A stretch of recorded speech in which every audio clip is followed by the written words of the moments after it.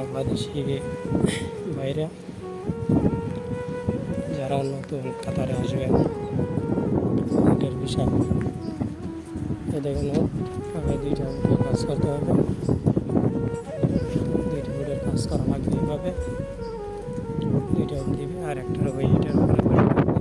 আর এই যে দেখুন 2টা উট একসাথে কাজ করা হবে।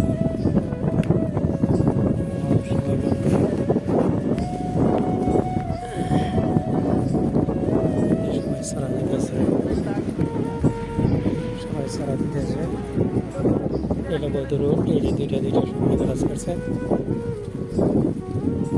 আপনারা যারা নতুন বিদেশে আসবেন তারা দেখে রাখবেন এইভাবে উটের কাজ করা লাগে। সবাই আমার পেজটিকে ফলো করে রাখবেন, তাহলে সবাই উটের কাজ সম্পর্কে সব কিছু জানতে পারবেন।